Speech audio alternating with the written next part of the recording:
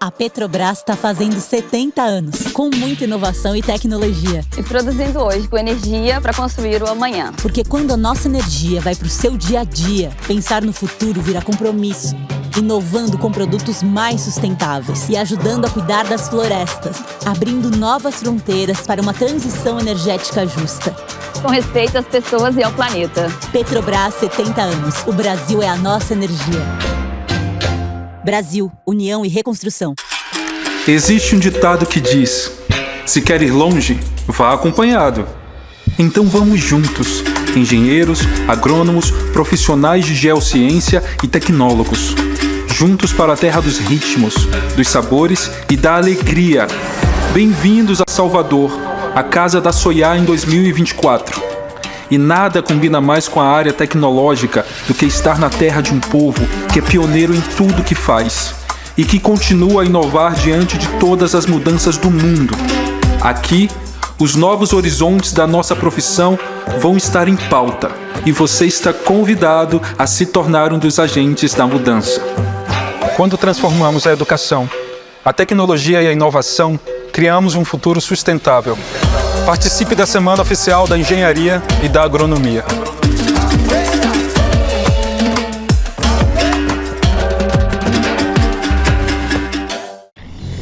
Ei, você que tem umas ideias na cabeça para o seu negócio, o Sebrae tem um recado. Ei, ei, estamos aí pro que der e vier. Ei, ei, estamos aí pro que der e vier. Estamos aí pelo site, pelo app, pelo zap, pelo 0800 e estamos aí também pessoalmente. Sempre que quiser trocar umas ideias sobre o seu negócio, conte com a gente. Precisou? Estamos aí pro que der e vier. Sebrae. Tem na Caixa Vem muitas vantagens, facilidades. Traga sua conta, abra um sorriso que tem. Tem na Caixa Vem crédito fácil, tem muito prazo e condições diferenciadas. Vem, vem. Tem na Caixa Vem. Já sabe, né? Tudo que você precisa tem na Caixa. Vem!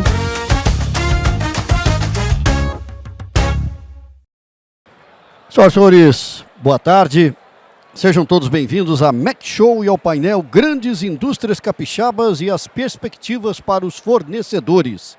A MEC Show, Feira da Inovação Industrial, ES Oil and Gas Energy, são realizadas pela Milanese e Milanese, do Grupo Verona Fieri, com a promoção do Sindiferro, Sindicato das Indústrias Metalúrgicas e de Material Elétrico do Estado do Espírito Santo, e do CEDMEC, Centro Capixaba de Desenvolvimento Mental Mecânico, entidades de classe que congregam as principais empresas do setor da indústria de base do Estado do Espírito Santo. Queremos agradecer aos nossos patrocinadores, parceiros e apoiadores pela realização desta 17ª edição da MEC Show e a 12ª edição da ES Oil and Gas Energy. Consolidando-se como eventos de destaque nos setores metal mecânico, petróleo, gás e energia, essas feiras, com alcance nacional, têm um crescimento contínuo, reforçando sua posição no mercado, distintas por serem espaços dedicados à inovação tecnológica e networking, atraem os principais investidores, fornecedores e compradores do país, sendo reconhecidas pela mídia especializada como uma das 5 feiras industriais mais importantes do Brasil. Sob o tema Conectar, Inovar e Transformar, estão sendo realizadas nesta edição 12 painéis temáticos e 49 palestras. A área total da feira atingiu 20 mil metros quadrados, representando um aumento de 10% em comparação com a edição anterior, contando com a participação de mais de 330 marcas expositoras. Considerando os investimentos previstos no Brasil de mais de 970 bilhões de reais e no Espírito Santo de 105 bilhões no período de 2024 a 2028, a realização dessa 17ª edição da MEC Show e a 12ª edição da ES Oil and Gas Energy se revela fundamental para impulsionar o desenvolvimento tecnológico dos fornecedores, ampliar a visibilidade das oportunidades e seus meios de absorção, promover o relacionamento entre fornecedores e compradores e divulgar competências. Esses eventos desempenham um papel importante, proporcionando um ambiente propício para o intercâmbio de conhecimentos, estimulando o avanço tecnológico, alinhando-se às demandas, oportunidades de negócios. Senhoras e senhores, o painel Grandes Indústrias Capixabas e as perspectivas para os fornecedores tem como objetivo conhecer os investimentos para melhoria as oportunidades nas atividades relacionadas às operações, OPEX, das grandes empresas instaladas no Estado do Espírito Santo e identificar oportunidades de colaboração estratégica para fortalecer a cadeia de suprimentos e impulsionar o desenvolvimento econômico do Estado. Para alcançarmos este objetivo, teremos aqui exposições da Vale, Suzano, Samarco e ArcelorMittal. Ao final, será promovido o debate entre os palestrantes. Para mediar este painel, gostaria de convidar Rafael Guzzo, ele que é editor multimídia de Economia e Política da Rede Tribuna, responsável pelo videocast Histórias Empresariais. Rafael é bacharel em jornalismo, com 17 anos de experiência na profissão e pós-graduado em marketing político e comunicação eleitoral.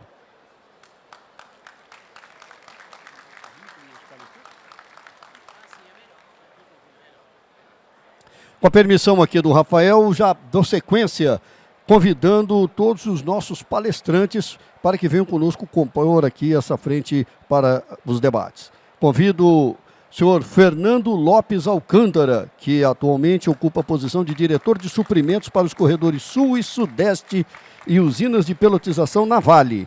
Ele iniciou sua carreira como comprador, após estágio na empresa. Ele é formado em Economia pela Federal do Espírito Santo e pós-graduado em Logística. Possui 20 anos de experiência, liderando áreas como Planejamento e Operações Logísticas, Saúde, Segurança e Meio Ambiente, Riscos e Emergências, Finanças e Suprimentos. Também foi membro dos Conselhos de Administração da Ferrovia Centro-Atlântica, Ferrovia Norte-Sul e líder do Comitê de Investimentos do Conselho de Administração da empresa VLI.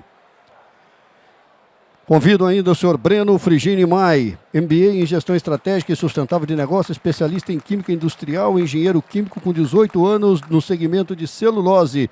O Breno atualmente é gerente de suprimentos na Suzano. Tem experiência em projetos Greenfield, CAPEX, planejamento e aquisição de insumos. Convido também a senhora Ailana Vilela. Ela que é administradora, pós-graduada em Logística Empresarial e em Finanças, atual head de suprimentos da Samarco Mineração. Conta com uma trajetória de 25 anos em empresas como Embaré, Samarco, BHP Billiton, Usiminas e Ternium. Atual conselheira do consórcio UHE Gilman Amorim. Madrinha e mentora de diversos programas que fomentam temáticas relacionadas à ESG.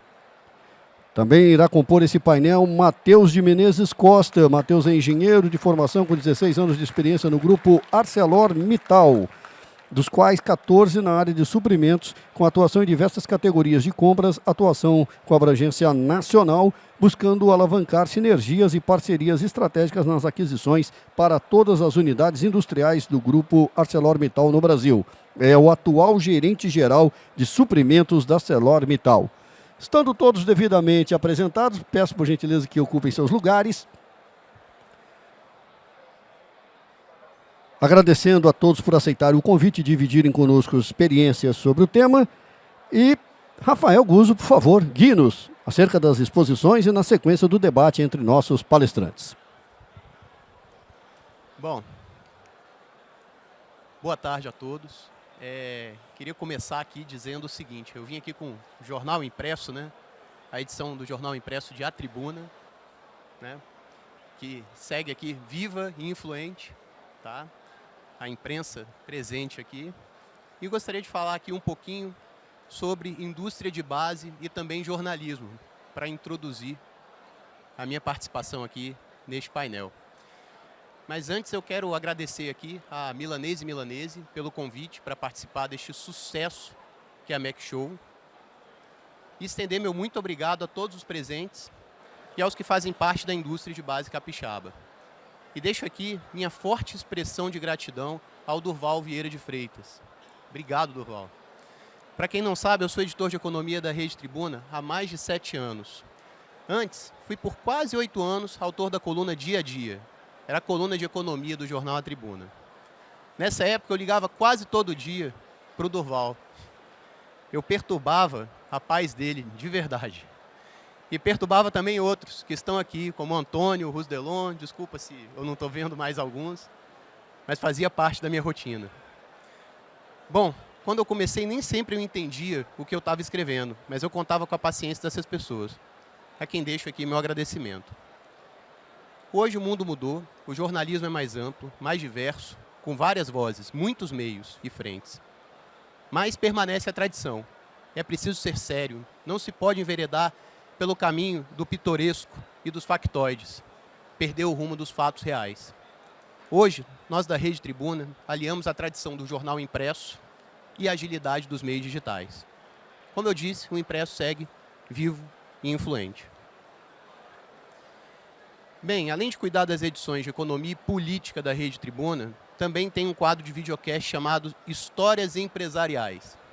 A proposta é ouvir histórias de empreendedores e inspirar outros por aí. E numa dessas aí entrevistei o Durval. Ele me contou uma situação muito curiosa. Lá na década de 90, as empresas do Estado forneciam no máximo 8% do que as grandes companhias atuantes no Espírito Santo compravam. E havia até um termo pejorativo para a mão de obra capixaba, que era chamada de moca. Cuidado com a moca, não é isso? Né? Enfim. Hoje, o pessoal que vinha de fora para trabalhar aqui no Estado chegou a criar um problema, quando Durval contou na ocasião, deixando algumas moças grávidas para trás. Parece engraçado isso, né? Mas isso criou uma grande crise social no Espírito Santo. Bom, iniciativas foram tomadas e deram certo. Hoje sobram competência, brilho e competitividade para a nossa indústria, para os fornecedores capixabas. Estamos aqui neste evento repleto de empresas de elevadíssimo nível de qualidade. Temos profissionais que são referência no cenário nacional e até internacional. Então, deixo aqui meus parabéns à indústria de base capixaba. E meu muito obrigado também a ArcelorMittal, Vale, Samarco e Suzano e a seus representantes que participam deste painel. Aliás, ArcelorMittal e Suzano já estão em dia, já deram entrevista para o videocast Histórias Empresariais. A Vale e a Samarco estão convidadas para participarem também, tá? Só falar comigo depois. Deixo aqui meu muito obrigado mais uma vez a todos.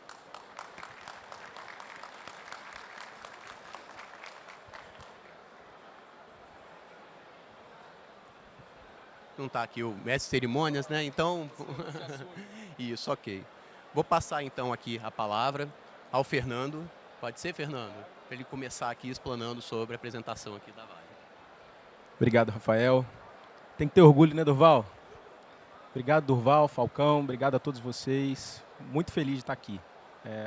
Da outra vez eu me apresentei de uma forma diferente e vou repetir porque eu acho que é importante a gente entender que por trás dos profissionais que somos, a gente tem uma família. Eu sou pai do Lucas, da Alice, esposo da Letícia, filho do seu Volni e da Dona Odete. São cachoeirenses. Por isso eu tenho muito orgulho de estar aqui. Estou muito feliz de estar aqui, podendo falar um pouquinho sobre o que a companhia tem feito, mas acima de tudo, sobre o que a gente tem feito juntos. Queria começar falando um pouco sobre... Pode passar para mim, o próximo slide? Falando um pouco sobre a conexão... Desculpa. Ah, tá. Eu já passo aqui. Obrigado. Muito obrigado. Deixa eu ver se eu... Só fazer o treino aqui, turma. Beleza. Falar um pouco da importância desse momento, né? Esse momento nos conecta, como companhia, com o nosso propósito. Um propósito que fala de existir para melhorar a vida, melhorar e transformar a vida, né? E o futuro juntos. É um momento também da gente falar um pouco sobre uma crença importante da companhia, né? Vocês sabem muito bem, a Vale é uma mineradora. E a gente entende que a mineração é essencial para a transformação, mas ela é essencial desde que a gente traga prosperidade e cuide do nosso planeta com todo o carinho que o nosso planeta merece. E aí, pessoal, eu queria trazer, antes de falar sobre a Vale do Espírito Santo, eu queria fazer uma homenagem, um reconhecimento, que eu sei que muitos de vocês vão compartilhar comigo, para mim, um gênio do tempo, né, do nosso tempo, que esse ano, em maio, ele completaria 100 anos. Alguns já devem estar sabendo de quem eu estou falando, Dr. Eliezer Batista, né, Durval? Um profissional fantástico, um ser humano diferenciado, que infelizmente eu não tive o prazer de conhecer, mas hoje a companhia colhe frutos de muito do que Eliezer plantou, Dr. Eliezer plantou, e hoje a gente está podendo, de fato, né, trabalhar num modelo diferente, produtivo, eficiente, porque ele sonhou, ele realizou, e hoje a gente pode se aproveitar disso de uma certa forma. E a unidade Tubarão foi um sonho do Dr. Eliezer. Ele pensou nesse sistema mina, ferrovia e porto quando ninguém pensava nisso. Ele pensou numa integração que poderia trazer eficiência para o negócio sem que a gente tivesse volume suficiente para que isso fosse de fato algo viável. E a unidade Tubarão virou uma referência, né? Nós estamos aqui no Espírito Santo com a unidade Tubarão, com a integração mina, ferrovia, porto, que virou uma referência e virou fundamental na estratégia da companhia, influenciando outros negócios, como Carajás, como as nossas operações fora do Brasil.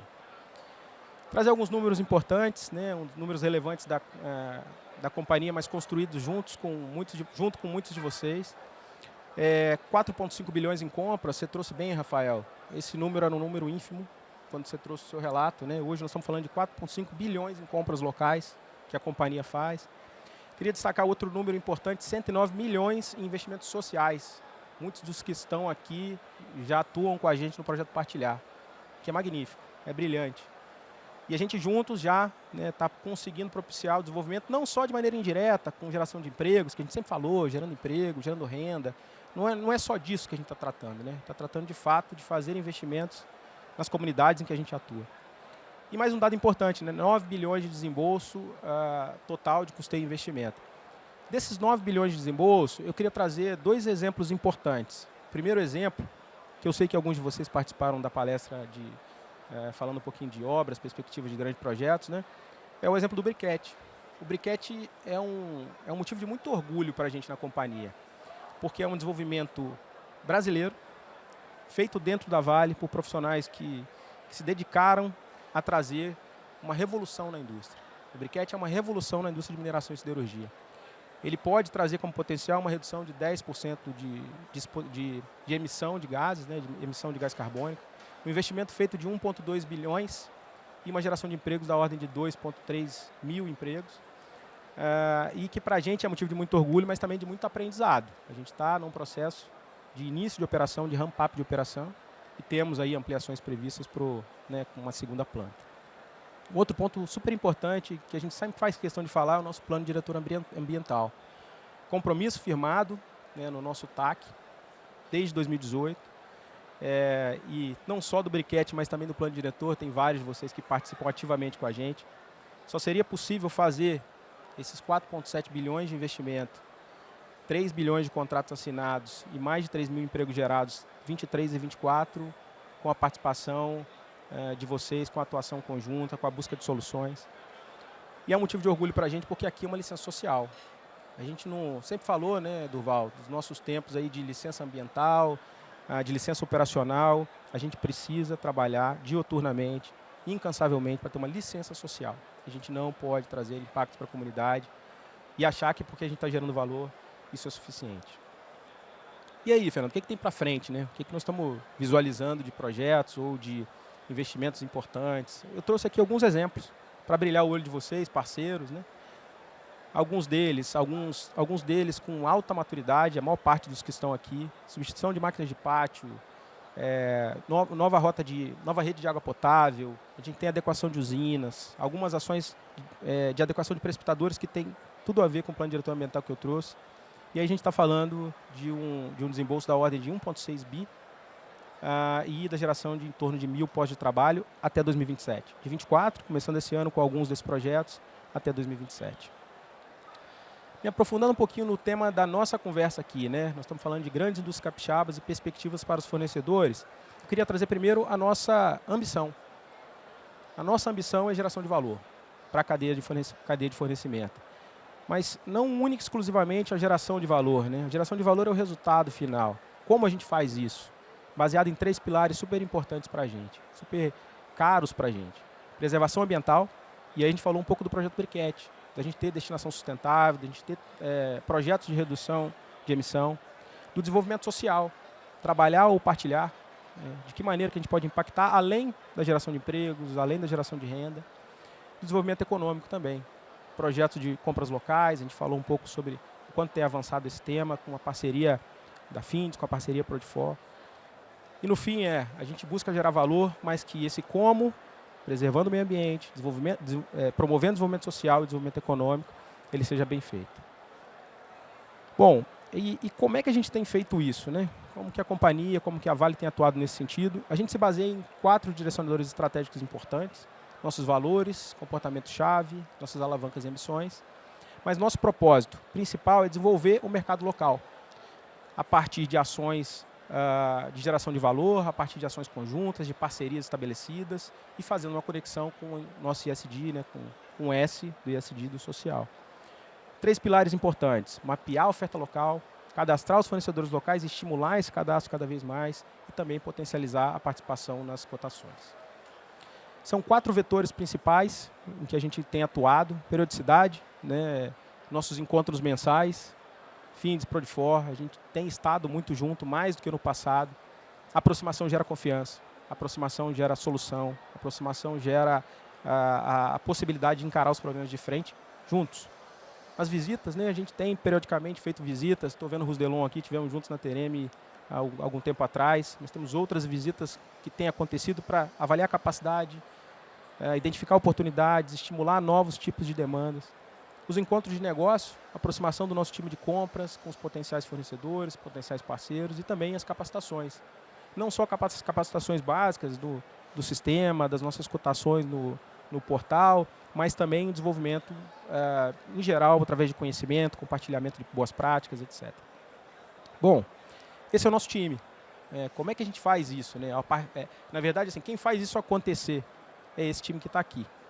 Queria aproveitar o momento para fazer um reconhecimento especial. Estou olhando para ela, para a Amanda Fialho. A Amanda está aqui no nosso time, né? A Amandinha é incansável em fazer esse trabalho de aproximação, de desenvolvimento, de escuta. E a gente humildemente, né, Amandinha, tem aprendido muito com vocês, nas oportunidades que a gente tem estado juntos. Esse é o nosso time.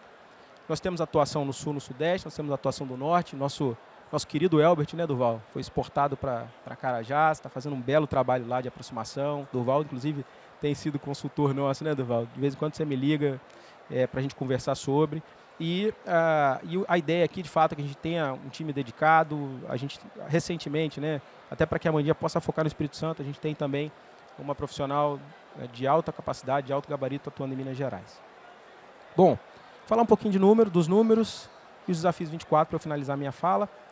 Primeiro, passando os números principais, a gente falou um pouco sobre os 9 bi de investimento. O bacana é ver que a gente vem crescendo, 21% de faturamento em relação a 20% de crescimento de faturamento em relação ao ano anterior, 4,5 bi de compras locais, crescendo 24% em relação ao ano anterior, e 519 parceiros, né, fornecedores com faturamento local, com um crescimento de 3%. Isso pode ser melhor, a gente pode estimular cada vez mais, e o convite está feito. Nosso stand está aqui do lado, a gente está aqui para conversar. A gente tem buscado o máximo facilitar cadastros. Vou falar um pouquinho mais adiante sobre o estímulo à participação das cotações também. E aqui também eu acho que é o momento de celebrar, né? Celebrar os momentos que estivemos juntos, as realizações com os vários times aí envolvidos. As reuniões mensais estão aqui como exemplo. Dia do fornecedor, dia importantíssimo para a gente, dia 29/6. Teve a oportunidade de discutir um pouquinho sobre, já é fornecedor da Vale, não é, como fazer para ser fornecedor, como que a gente pode potencializar isso. A gente teve também um treinamento no nosso portal de cotações. Eu sei que às vezes a gente é complicado, gente. Sei que às vezes vocês sentem uma certa burocracia, mas nós estamos caminhando muito nesse sentido de ser mais simples, investimento em tecnologia, em software, mas a gente está aqui para ouvir, para escutar e para tentar melhorar. E para 24, o que a gente tem pela frente, né? O que a gente tem encarado aí como desafios? Desenvolvimento de fornecedores, em especial categorias e processos gargalos na Vale. Eu tenho conversado muito por aí, né, nas minhas andanças e estimulado os nossos fornecedores a gente buscar não só as oportunidades de determinados serviços que não são prestados hoje por esse parceiro, mas também de estimular a prestar serviço em outras localidades. Por que não o fornecedor capixaba não pode ser o fornecedor nosso no Maranhão? Por que não o fornecedor capixaba não pode ser o fornecedor nosso em Oman? Num hub, futuro hub que eventualmente a gente vai construir. Por que não? Esse time já demonstrou competência, o que a gente precisa só é ousar um pouquinho mais, juntos. Potencializar os convites de cotação, a gente tem 26% superior, né, os convites de cotação. Isso para a gente é um número emblemático, importante. Então a gente tem convidado mais, mas a gente também ainda recebe os declínios. Por que está declinando? Por que não quer participar? Podemos conversar sobre? Será que é algo que a gente está trazendo de complexidade que pode ser mudado? E por fim, novos fornecedores locais. A gente tem quase 50% de novos cadastros. Isso para a gente é motivo de orgulho. E a gente precisa sim continuar potencializando. Agradecer a vocês a oportunidade. Vamos estar aqui para falar um pouco mais, né, Rafael? Mas antes de me despedir, eu queria desejar um feliz Dia dos Pais para vocês. Domingo eu vou estar com meu pai, cachoeiro. Espero também que vocês passem um Dia dos Pais com as famílias de vocês, os pais de vocês, os que ainda estiverem aqui. Os que não tiverem vão estar lá com o Papai do Céu pensando na gente, cuidando da gente. Mas que seja um Dia dos Pais especial para todos que estão aqui, para os papais e para quem tem papai, né? Tá bom? Obrigado, gente. Valeu a oportunidade aí.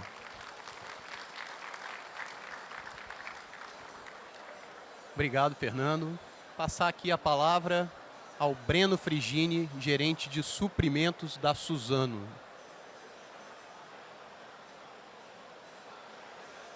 Ligou aí? Bom, já quase boa noite, né, pessoal? Primeiro, eu queria agradecer a oportunidade de estar aqui representando a Suzano, o convite feito pela organização do evento. É muito importante para a gente estar presente, poder apresentar um pouquinho da companhia, mostrar para vocês o quanto a gente está crescendo e crescendo de forma sustentável. Meu nome é Breno, sou capixaba, tenho 2 filhos capixabas e uma esposa capixaba. Ou seja, nada mais agradável que estar falando para um público majoritariamente capixaba. Sou engenheiro químico, gerente de CAPEX na Suzano. Estou há 18 anos no segmento, especificamente 10 anos em suprimentos. Acabei de sair de um projeto que saiu do forno no último mês, um projeto Mato Grosso do Sul, onde que depois eu quero fazer um gancho e trazer para vocês uma realidade do que o potencial fornecedor, parceiro capixaba, pode contribuir para o negócio da Suzano e o negócio das outras grandes empresas. Quando a gente olha o nosso parque industrial, são diversas unidades, depois vocês vão ver um pouquinho da nossa distribuição nacional. A gente pensa, poxa, qual o principal ativo da Suzano? Nosso principal ativo é o ativo florestal. É onde a gente acredita, é onde a gente consegue transformar, é onde a gente consegue ter uma fonte renovável de matéria-prima. Renovar. Eu acho que essa palavra traz bastante coisa para a gente. Ter sustentabilidade de uma forma inovadora traz para a gente a segurança que o que a gente está construindo, o que a gente está transformando é algo que pode ser perpetuado. Quer seja através da celulose, nossa primeira grande linha, ou das outras soluções onde a gente está trazendo e agregando valor ao negócio e ao mundo. Nossos números, de uma forma geral, eu vou pedir a liberdade que eu tenho um número já desatualizado, tá, pessoal? Nossa produção, com a planta que partiu no mês passado, ela vai em torno de 14 milhões de toneladas ano. É uma planta que partiu de 2,5 milhões de toneladas. A gente também tem colocado no mercado cerca de 1,4 milhões de toneladas de papel e embalagem. Além disso, a gente tem também bens de consumo, que representam cerca de 280 mil toneladas ano. E um adendo, falando um pouquinho das perspectivas para o fornecedor, para o parceiro que quer se vincular à Suzano. Suzano está crescendo e crescendo de forma linear e consistente. Nesse momento tem um projeto, provavelmente com 40%, 50% da implantação realizada na unidade Aracruz, de uma máquina de papel e de uma nova caldeira de biomassa, que é fruto de inovação e visão da competitividade energética do segmento. Inovabilidade. A gente acredita muito nessa junção entre inovação e sustentabilidade para que o negócio perdure, para que a gente consiga transformar de forma perene a sociedade e o mundo. Quando a gente fala do segmento de celulose, acaba sendo um pouquinho fechado. Historicamente, a gente tem um preconceito que, cara, celulose vai para fora. Cara, tem muito valor agregado que a gente está colocando no nosso negócio. A gente tem a linha de fluff, basicamente são as fraldas, papel mais aveludado. A gente tem a linha de embalagens, papel higiênico, bens de consumo. E aí uma linha que vai fazer a diferença para nossas próximas gerações.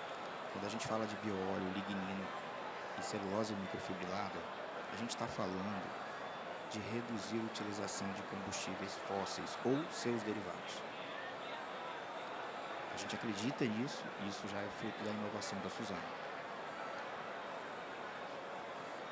De uma forma geral, somos 20 mil colaboradores próprios e 21 mil, mais ou menos, terceiros vinculados ao negócio da Suzano. Dentre os nossos direcionadores, eu vou pular para o último, que particularmente para suprimentos é o que faz mais sentido para mim. Só é bom para nós se for bom para o mundo. Uma relação de parceria só faz sentido se for boa para as partes, se for sustentável para as partes. Especificamente em suprimentos, isso é muito relevante, pessoal. Relações de longo prazo trazem competitividade para todas as partes. Trazem perenidade para o solo capixaba. De uma forma geral, a gente tem praticamente uma proporção de 60 a 40 entre volume de floresta do nosso ativo florestal versus a área que a gente preserva, que a gente conserva. No Brasil inteiro são 12 fábricas. A gente está falando de uma operation na Bahia, uma fábrica em construção, na verdade já acabou de partir. 21 centros de distribuição, 4 centros de tecnologia e a gente opera em 5 portos na costa nacional. Estamos presentes em mais de 100 países. E um ponto relevante, em 2016 e 2017, a receita líquida da Suzano girava em torno de 10 a 15 bilhões. Evoluiu hoje, em 2022, para 50 bilhões. Se não me engano, em 23 na ordem de 55. E com a nossa nova planta e os novos negócios que vão começar a gerar frutos para a companhia e para a sociedade, a gente deve estar na casa entre 55 e 60 bilhões ao ano. Olha o quanto que a empresa evoluiu nos últimos 7 anos. Que negócio cresce dessa forma? Que negócio mostra de forma perene resultados e reinveste o seu resultado na competitividade e no seu crescimento de forma orgânica. Todos aqui temos o compromisso de olhar para as pessoas e olhar para o nosso planeta. A adequação dos fornecedores visando atender práticas e políticas de ESG não é mais algo diferencial, é uma necessidade. Não há mais espaço para não tocarmos e seguirmos nessa linha, nessa diretriz. Trazendo um pouquinho os números do nosso estado. São 55 anos desde a primeira muda de eucalipto, foi na região de Aracruz. 152 mil hectares de área plantada. Em contrapartida, a gente tem mais 109 mil hectares de área conservada. Temos 2 fábricas, uma em Aracruz, que vai também ter uma máquina de papel a partir do ano que vem, e uma fábrica de bem de consumo em Cachoeiro de Itapemirim. Representamos 8% do PIB capixaba, 26% do PIB do agronegócio, 40% de toda a exportação agro capixaba.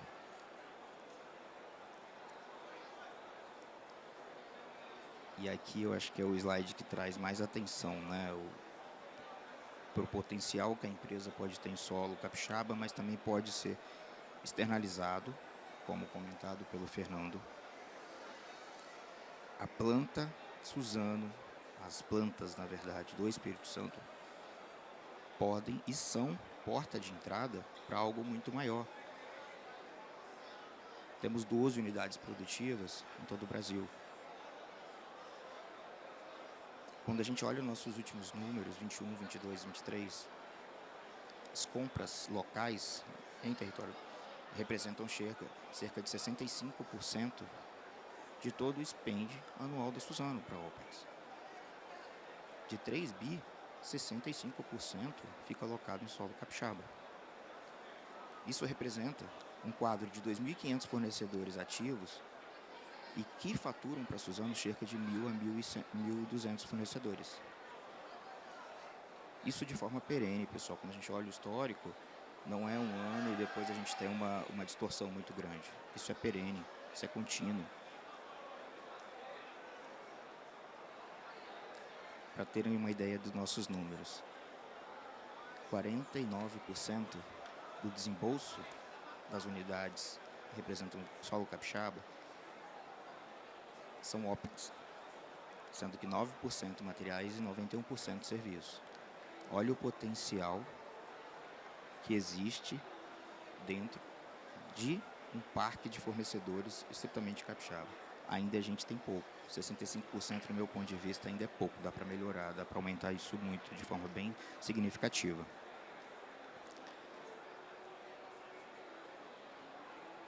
Como eu falei, nosso principal, e particularmente o meu principal direcionador, é o crescimento compartilhado. Que é um exemplo de empresas ou que começaram ou que fazem parte do negócio Suzano, da transformação gerada pela Suzano. Só para vocês terem uma noção, no projeto de Ribas Rio Pardo, as empresas capixabas que prestaram serviço lá movimentaram mais de 1,5 bi. Tá, isso chama bastante atenção. Somos mantenedores do Prodifor. A gente acompanha e apoia o programa desde o seu nascimento. Temos programas internos como o CMA e o Programa de Inovabilidade na Cadeia de Valor. Além disso, a gente tem alguns programas de risco sacado para poder apoiar o pequeno e o médio empreendedor a entrar nesse negócio, a se qualificar. Contudo, pessoal, grandes empresas precisam ter um sistema de controle, qualidade, governança bem alinhados. Então, o pequeno e o médio fornecedor, parceiro, ele precisa se adequar, ele precisa inovar, ele precisa investir para realmente poder estar capacitado a atender as grandes empresas. Era isso. Espero ter contribuído para vocês. É um prazer estar aqui. Gostaria muito de, num próximo evento, ver números bem maiores que 65%. Obrigado.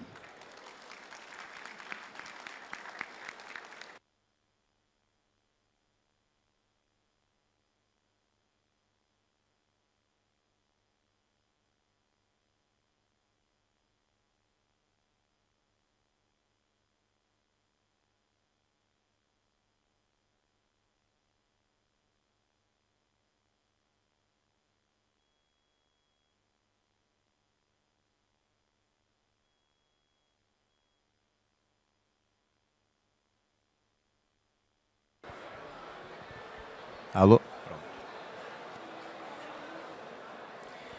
Bom, depois do problema aí com o microfone, tudo certo. Queria agradecer ao Breno, muito obrigado. E agora vou dar a palavra aqui a Ailana Vilela, gerente geral de suprimentos da Samarco.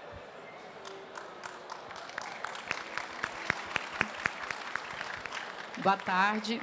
Eu vou pedir licença, vou ficar em pé. Primeiro porque eu não vou enxergar aqui. Tem como projetar aqui a minha apresentação, gente? Ótimo. Bom, prazer, eu sou a Ailana, o nome é difícil mesmo. Eu não sou do Espírito Santo, mas cresci aqui.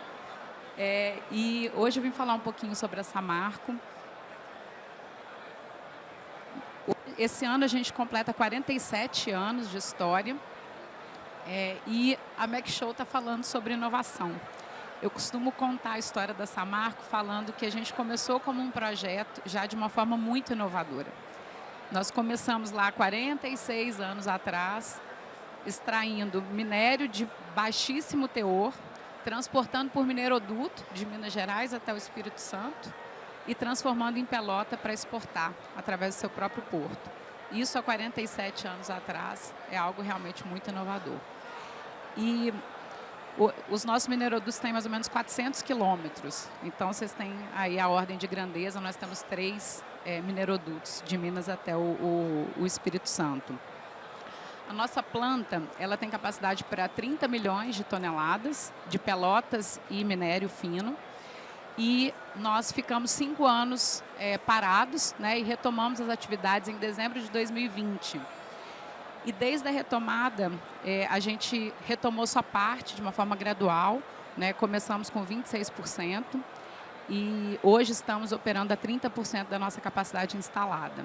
Os nossos produtos, eles são exportados, a grande maioria, quase 100% dos nossos produtos são exportados para quase todos os continentes. Vamos lá. Deixa eu passar isso. Trazendo alguns números aqui da retomada, né, de dezembro de 20 até aqui. Nós já produzimos 30 milhões de toneladas de pelotas e fino de minério. Geramos praticamente 15 mil empregos, diretos e indiretos. Hoje a gente está aí próximo de 14 mil, 15 mil foi no pico de obras. Já investimos 4,5 bi desde a retomada. E trazendo aqui para o cenário do Espírito Santo, que eu acho que é legal, né, internalizar aqui, trazer esses números, já geramos 1,1 bilhão de reais de tributos, né, desde a retomada, 4 mil empregos aqui. A grande maioria dos empregos estão em Minas Gerais, né, aqui é uma operação com uma característica diferente, e 200 milhões aí de reais em investimento desde a retomada, só aqui na planta de Ubu. E quando eu falo da retomada gradual, né, e quando que nós vamos retomar 100%, né, acho que é a grande pergunta. A nossa estimativa, né, a gente está trabalhando para que em 2028 a gente retome a nossa capacidade total, mas já em 25, e a gente está trabalhando inclusive para antecipar para 2024, a gente já chega a 60% da capacidade, produzindo aí 15 milhões de toneladas de pelotas por ano. Geramos aí uma grande quantidade de empregos, né? Foram um pouco mais de 700 empregos, diretos e indiretos, então movimentamos a economia e também movimentamos os fornecedores locais. Né? Hoje, quase 40% do nosso desembolso aqui no Espírito Santo, ele é do estado do Espírito Santo. Né? Eu vou trazer um pouquinho mais também do que a gente chama de AID, que é a área de influência direta, que é nas cidades onde a gente atua, a gente também traz um pouquinho dos números. Mas desde que a gente retomou, a gente precisava e queria voltar de uma forma diferente, né? Sustentável, fazendo uma mineração diferente e gerando valor para a comunidade. Né? Afinal de contas, o acidente, né, o rompimento da barragem de Fundão, ele não vai ser esquecido. Né? Então, a gente reconhece e a gente traz, e a gente sempre está na nossa memória para que a gente trabalhe todos os dias buscando algo diferente, né, e agregando valor para a sociedade também. Então, a gente é direcionado por todos os objetivos orientadores das ODS, o ICMM, que é o órgão internacional de mineração, o IBRAM, que é o órgão nacional de mineração, todas as práticas relacionadas a ESG, nós seguimos e nós buscamos cumprir. E temos o movimento, somos aderentes ao Human in Mind Brasil, que é um movimento para aumentar a participação de mulheres na mineração, que a gente sabe que hoje a gente está aí próximo de 25% na indústria como um todo, temos a meta aí de chegar a 30% nos próximos anos. Trazendo um pouco mais para o viés de suprimentos, né, a gente tem trabalhado uma aderência à norma ISO 20400, que é de compras sustentáveis, é uma norma nova, relativamente nova, né, e junto com a ISO 26000, que é de responsabilidade social, e a ABNT 2030, que é a primeira regulamentação de ESG, ela foi feita aqui no Brasil. É uma prática recomendada, não é uma ISO, mas a gente tem buscado destrinchar todas essas normas, todas essas práticas recomendadas para fazer ajustes no nosso processo de compras, né, buscando cada vez mais a sustentabilidade, a inovação que todos os nossos colegas aqui trouxeram. E aí, trazendo um pouquinho dos nossos desafios, né, como um todo, e aí quando eu falo desafio, né, eu trago um desafio para vocês, fornecedores, né? Que quando a gente tem um desafio na indústria, nem sempre a gente tem capacidade, tempo, força de trabalho, cabeça para poder pensar em todos os desafios. Então, é uma oportunidade que vocês podem trazer para a gente, oportunidades de melhoria e para a gente conseguir passar por esses desafios de uma forma melhor. Então, o risco de desabastecimento, né, eu acho que teve um movimento muito grande com o Covid, com a guerra da Ucrânia, de uma regionalização, da gente olhar o nosso território de uma forma diferente, buscando parceiros, né, e isso tem trazido uma volatilidade cada vez mais rápida, né, maior para o mercado, né, há 2 semanas aí a Venezuela com uma crise política que impacta a indústria de petróleo, impacta a coque verde, que é um dos das nossas matérias-primas, por exemplo. Então, risco financeiro, com a volatilidade de preços também, com essa rapidez, né, da tomada de decisão. Você tem que tomar a decisão mais rápido, né, porque a gente tem que encurtar esse movimento de tomada de decisão dentro das empresas, que a gente sabe que as grandes empresas aqui têm uma certa burocracia, tem toda uma governança para ser estruturada e seguida. Então, esse eu acho que é um grande desafio da área de suprimentos. Risco reputacional e compliance. Hoje, cada vez mais, eu estava brincando aqui mais cedo, todo mundo virou repórter, né? Todo mundo com o celular na mão, qualquer coisa que acontece. Um caminhão descarrega aqui, tem um particulado, alguém já está tirando foto e mandando para a imprensa. Então, as coisas tomaram uma proporção muito grande. Então, é algo que a área de suprimentos tem que ter um olhar muito atento. ESG, como todos já trouxeram aqui, e eu vou explorar mais para frente essa temática. Logística reversa, que com a sustentabilidade, a primeira opção é não gerar resíduo, a segunda é você reutilizar no processo para depois destinar. Então, é um ponto que a gente precisa estar atento quando a gente compra algum insumo, algum material. E pessoas, né? Porque a gente, quando pensa numa grande empresa, a gente precisa que até a ponta que está conversando com o fornecedor ou que está conversando com o cliente tenha o propósito de fazer algo diferente. Então, isso é um grande desafio. E quando a gente pensa em sustentabilidade, né, em 2023 a gente criou um roadmap de sustentabilidade na Samarco, mas eu falo que é só um marco, né, porque muitas coisas já eram feitas e são feitas no dia a dia com essa temática. É uma temática muito ampla e que não tem resposta certa, né? Desde 97, junto com a Suzano, né, nós estamos no Prodifor, que é um programa de desenvolvimento de fornecedores no estado do Espírito Santo. Quem não conhece, sugiro que conheça. Né, ela faz capacitação para certificações baseadas em certificações internacionais, então de saúde e segurança, de compliance, de meio ambiente, etc.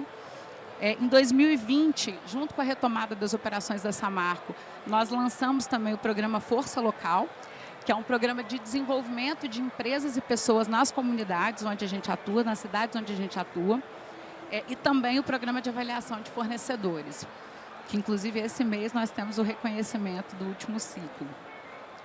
O programa de avaliação de fornecedores, eu costumo dizer que é um marco importante na área de suprimentos, não só em suprimentos, mas na produção como um todo. A gente tem colegas aqui de produção que estão aqui, porque elas atestam e garantem que todo o material, todo o serviço que está sendo prestado, ele está conforme, está dentro das regulações, dentro do nosso manual de código de conduta, dentro das nossas regras, seja de sustentabilidade, da nossa forma de ser, né? E esse ano nós estamos revisando o nosso processo de compras baseado tanto em direitos humanos quanto em compras sustentáveis. A gente já está fazendo um piloto com algumas empresas de projetos, algumas contratadas de mão de obra intensiva, nesse piloto focado em direitos humanos. E depois nós vamos trazer isso para todo o restante da nossa cadeia de fornecimento, da nossa rede de fornecimento. E trazendo aqui alguns exemplos, né, de inovação, de ESG, né, eu trago alguns exemplos de insumos, que eu acho que o impacto é muito maior, mas a gente tem inúmeros exemplos. Falo que o pouquinho que a gente consegue reduzir de resíduo, que a gente consegue reduzir de emissão de carbono, já faz diferença no nosso processo. Então, eu trago aqui alguns exemplos. Uma das matérias-primas que nós usamos para a produção de pelota é o carvão mineral. O carvão mineral é um insumo finito, como o petróleo, e a gente já usa hoje o coque verde de petróleo, que é um resíduo da indústria de refino de petróleo, nos nossos processos, e estamos testando carvão vegetal, obviamente, de mata certificada, né? E outro exemplo aqui são os finos de mármore e os coprodutos de granito. A gente sabe que o Espírito Santo é muito grande, é um grande player no mercado de mármore e granito, de pedras ornamentais, lá na região do Fernando, aí de Cachoeiro. E a gente desenvolveu parte dos nossos insumos, que a gente usa calcário, que é uma fonte de CaO, também para a produção de pelota. Então, parte desse produto ele foi substituído por resíduo da indústria de mármore. E no caso do resíduo da indústria de granito, a gente está usando como agente de coating, também substituindo um outro material.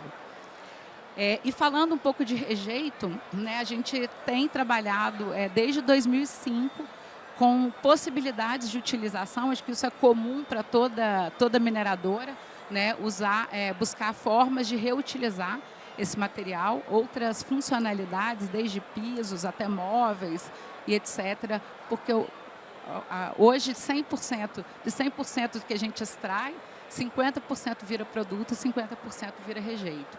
Então, são volumes grandes e que a gente precisa ter aí o aspecto de inovação forte, né, para trabalhar. E falando um pouco do programa Força Local, eu tenho um carinho muito especial pelo Força Local. Ele foi criado dentro da área de suprimentos para o desenvolvimento das comunidades e das pessoas. Então, hoje a gente já teve parceria com o Durval nos primeiros anos. Hoje a gente está com uma parceria também com o Sebrae. Inclusive, estamos com inscrições abertas até amanhã. Então, fornecendo aí o Empretec, MEI, vários cursos gratuitos, tá, gente? É de graça, não tem que pagar nada. Mentira, tem que pagar o tempo de vocês, né? Então, a gente precisa do tempo de vocês. Mas já desembolsamos. E aí a gente traz aqui alguns números de empresas dos nossos fornecedores. Todo mês a gente liga e fala: fornecedor, quanto você gastou aqui na nossa região?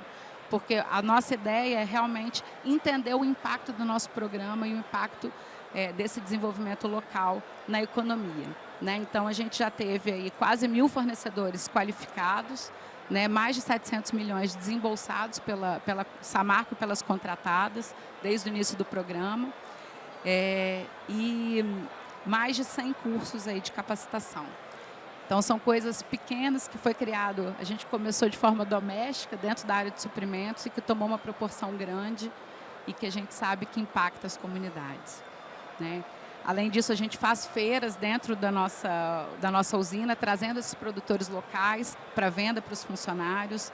A gente faz trabalho de economia circular. Então, os nossos uniformes hoje, eles são destinados a associações de costureiras nas cidades onde a gente atua, para que seja produzido outro produto e seja vendido e revertido em renda. Então, cada gesto pequeno, ele é pequeno, pode parecer pequeno para a empresa, mas ele é muito grande para a comunidade e para as pessoas. E é isso que a gente busca no nosso dia a dia, dentro da área de suprimentos. Impactar de forma positiva cada uma das pessoas que nos recebem. É isso. Obrigada. Aqui é o código para o cadastro dos fornecedores. Quem tiver interesse, cai direto na nossa página.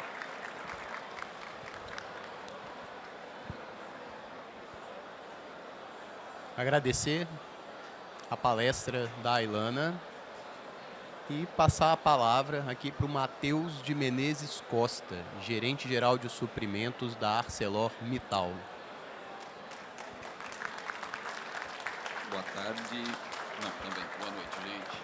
Vou copiar minha amiga Ailana aqui porque não consigo enxergar dali.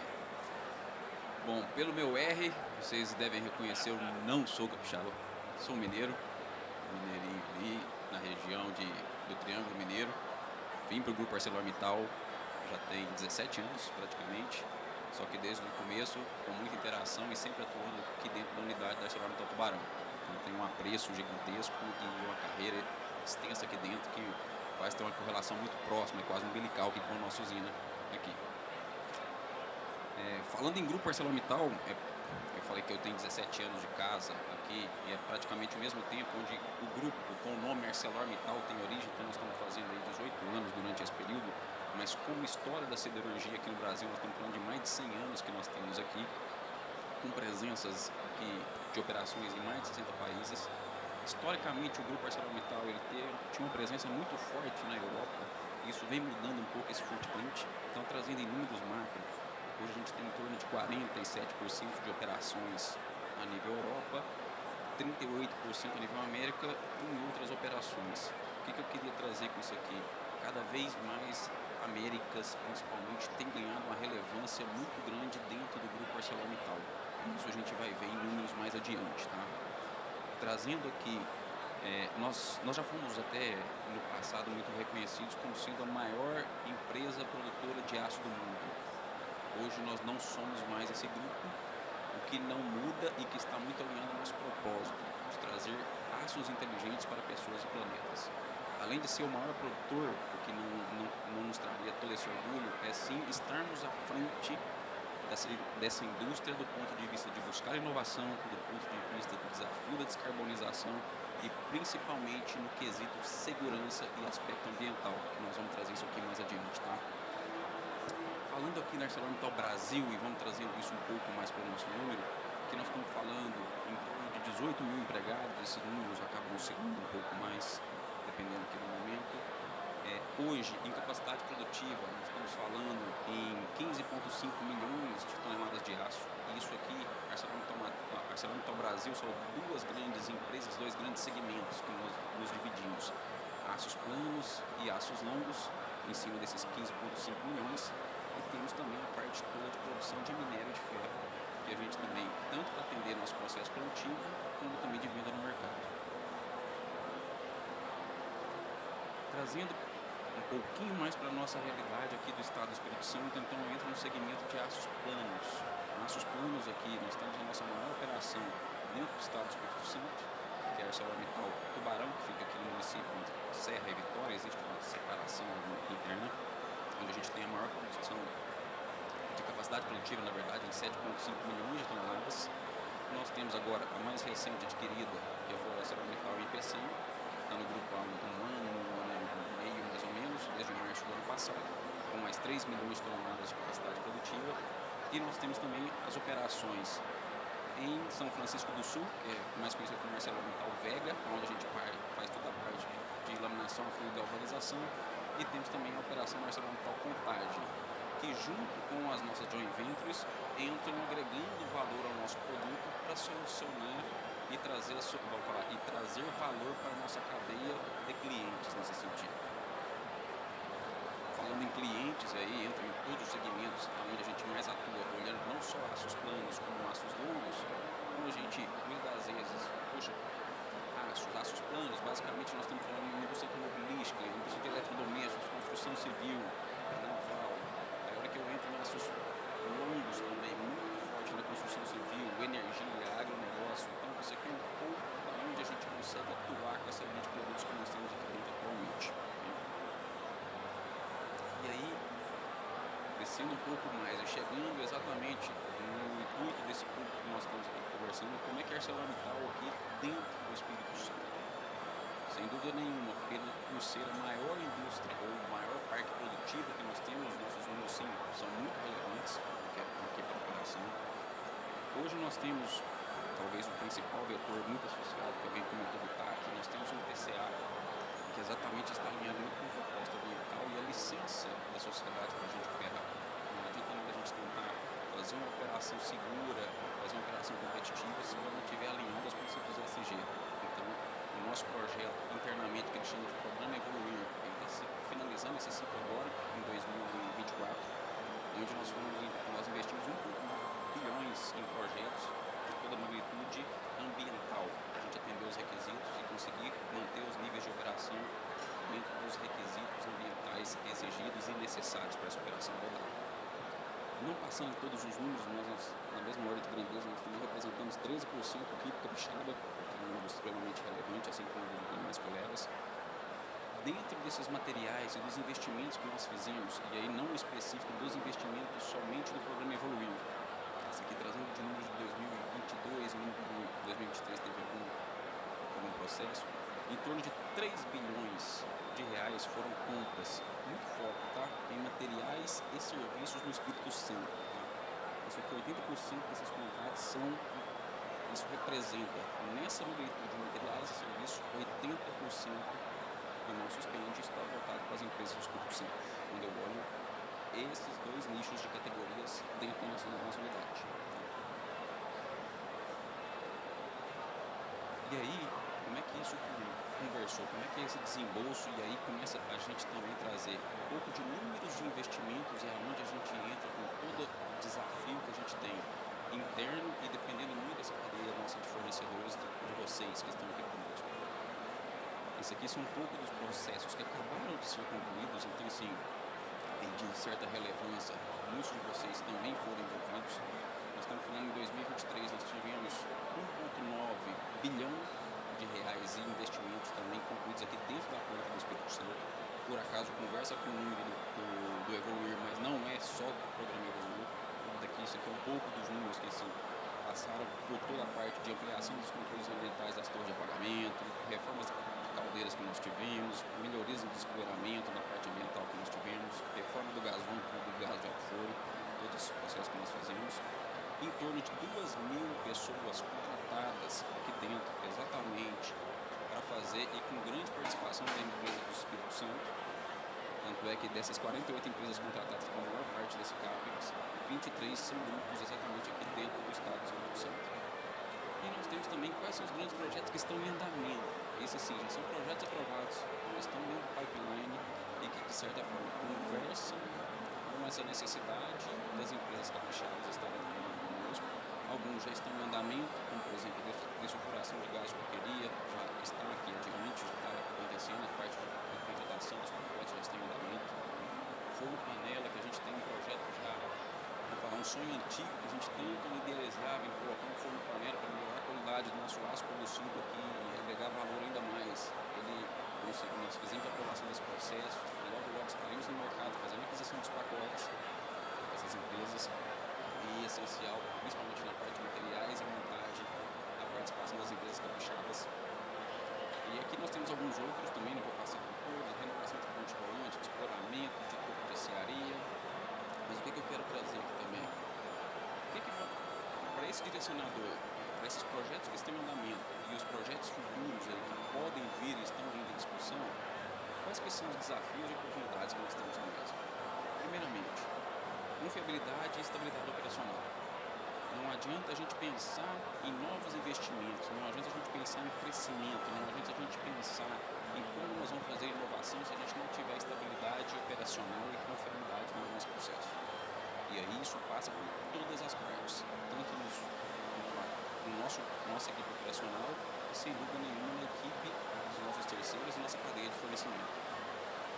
Disrupturas na cadeia de fornecimento certamente vão impactar a estabilidade e confiabilidade operacional.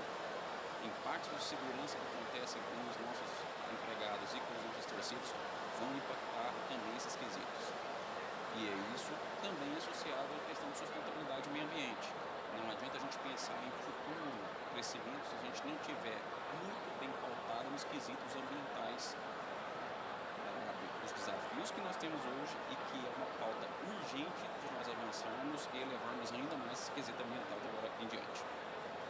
Para isso, nós já temos um compromisso público, isso a nível de grupo ArcelorMittal, e que certamente nós estamos inseridos dentro desse contexto, é a questão da descarbonização. Nós temos o compromisso de ser uma empresa carbono zero até 2050. Apesar de parecer distante, é um desafio enorme nós conversarmos nessa pauta, porque são tecnologias que ainda nós não temos no mundo.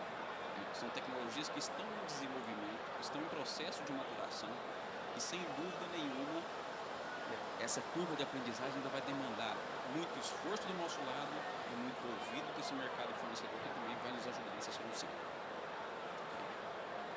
E para que esse mercado também consiga trazer essas soluções para a gente, nós recentemente fomos auditados e certificados aqui no Responsible Steel. Não sei se é uma pauta que todos conhecem. O Responsible Steel é um órgão independente que traz um processo de certificação para a indústria siderúrgica como um todo. E a ArcelorMittal Tubarão aqui em Vitória foi a primeira empresa certificada na América Latina, a primeira unidade, onde a gente traz princípios baseados basicamente na ESG, que são princípios ambientais, sociais e de governança. Aqui está com 12 princípios, mas são 13 princípios que nós temos aqui em cima disso. E exatamente, é para garantir que o que o Responsible Steel quer no final do dia? Gente, não adianta nós gerarmos valor do portão para dentro. A cadeia de suprimentos como um todo ela tem que ser sustentável. Então isso aqui vai trazer tanto a visão dos impactos que a gente faz na cadeia do fornecedor, como é que a gente agrega valor para essa cadeia de suprimentos como um todo, de ponta a ponta, e esses impactos, tanto ambientais e sociais, estejam muito bem mapeados. E aqui, para a gente falar tanto em confiabilidade e estabilidade operacional, nós já temos aqui um roadmap, sem dúvida nenhuma, de grandes reformas. Essas aqui estão mapeadas e vão acontecer independente da necessidade de novos investimentos. E não deixam de ser enormes oportunidades. Nós estamos falando isso aqui de CAPEX exatamente para a gente manter essa rotina operacional. Tem reformas dos altos fornos, nós temos reforma das caldeiras, reforma de regeneradores, reforma de máquinas de pátio.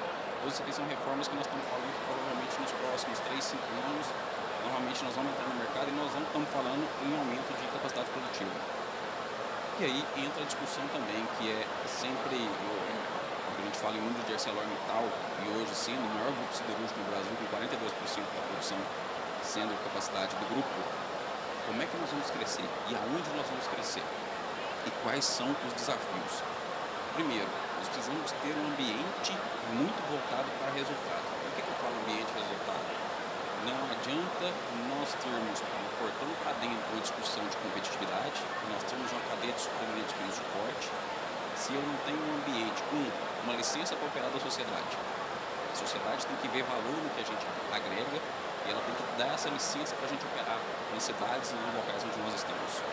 Nós temos que ter um ambiente de infraestrutura competitiva suficiente, que seja infraestrutura logística, infraestrutura de energia, infraestrutura de gás natural, infraestrutura de mão de obra qualificada, infraestrutura de um parque de fornecedores que consigam aderir à nossa cultura, para que isso tudo, em um contexto de avaliação de oportunidades futuras, sejam considerados competitivos o suficiente para que a nossa unidade aqui seja escolhida dentro do grupo que nós estamos aqui falando do grupo a nível global, que a gente consiga disputar esses potenciais investimentos e trazermos mais capacidade produtiva e mais emprego e geração de renda aqui para a nossa região.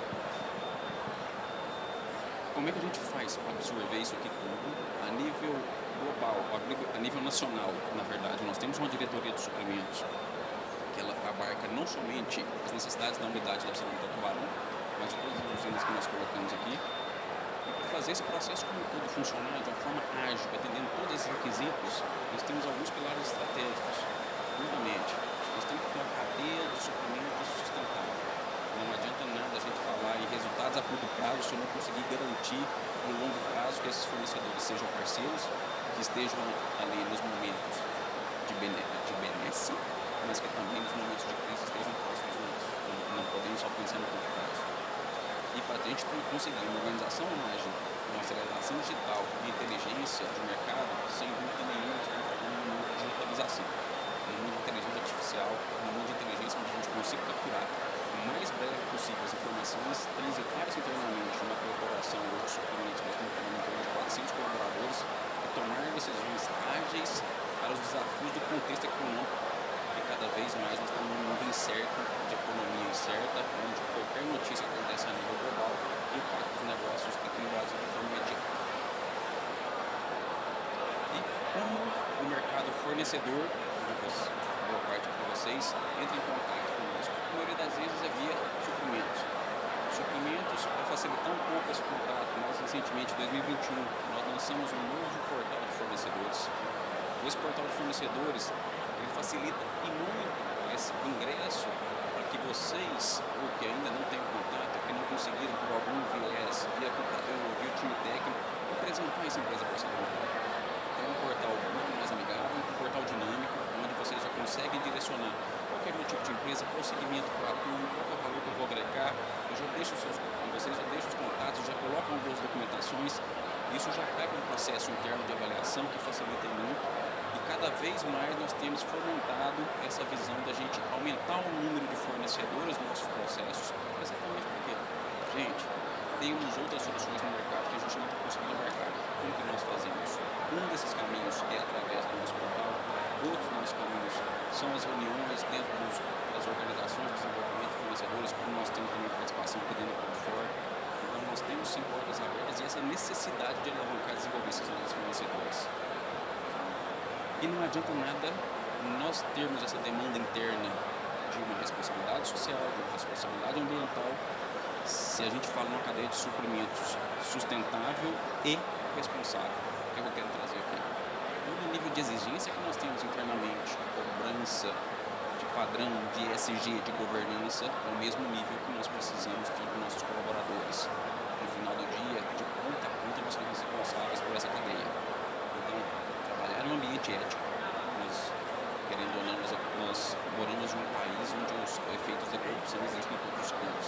Não podemos imaginar que a gente existe e trabalhamos em um ambiente, uma bolha de honestidade. Então, trabalhar com ética é fundamental. Segurança é um valor core, indiscutível. Nós trabalhamos numa indústria extremamente com um grau elevado de risco. Então, termos fornecedores que se aderem à cultura de segurança e entendam claramente quais são esses valores. Questão de direitos humanos, de trabalho escravo, de respeito às leis trabalhistas e a questão de gestão ambiental. A gestão ambiental ela não acontece só do portão para dentro, os nossos fornecedores também são partes integrantes corresponsáveis desse processo como um todo e ela é fundamental para que todo esse ambiente vive em harmonia, que vocês, quem esteja conosco ou quem está adepto a entrar, não só no ArcelorMittal Tubarão, mas sim no ArcelorMittal a nível Brasil, tenha conhecimento, esteja dedicado e disposto a trabalhar dentro desses quesitos, que sem dúvida nenhuma, o ArcelorMittal é um parque gigantesco de oportunidades nesse sentido. Essas outras aqui a gente não precisa. Agradeço a todos.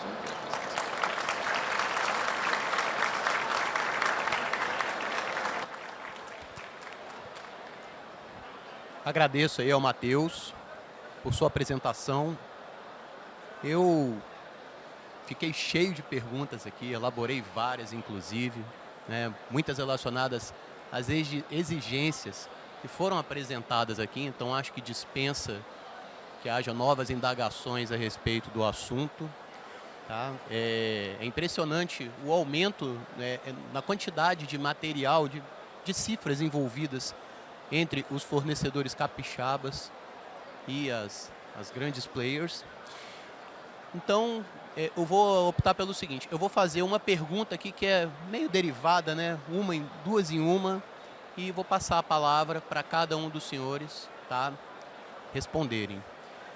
Bom, em primeiro lugar, houve a apresentação a respeito de projetos sociais, que é uma questão que nem sempre o fornecedor ele participa da mesma forma, né? A gente está aqui numa feira que tem relação com a metalmecânica.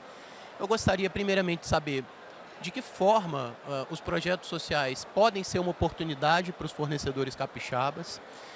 E a segunda pergunta, dentro desse mesmo contexto, é como as empresas capixabas podem se adaptar e se desenvolver em relação à tecnologia para aproveitar as oportunidades que surgem dentro dessa questão. Vamos então iniciar aqui. Vou iniciar aqui com o Fernando, que está do meu lado. Muito bem, obrigado, Rafael.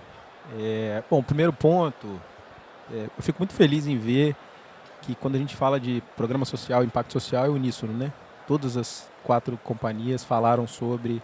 Muda o nome, muda um pouquinho a forma de atuar, mas todas as 4 companhias estão engajadas nisso. E Rafael, o que eu tenho percebido, e eu voltei há 1 ano para suprimentos, na apresentação a gente revela a idade, né? Então, eu fui estagiário da companhia 20 anos atrás e estou agora em suprimentos novamente. O quanto que a gente tem evoluído nesse sentido, mas não por nosso engajamento puro e simples, pela participação dos parceiros.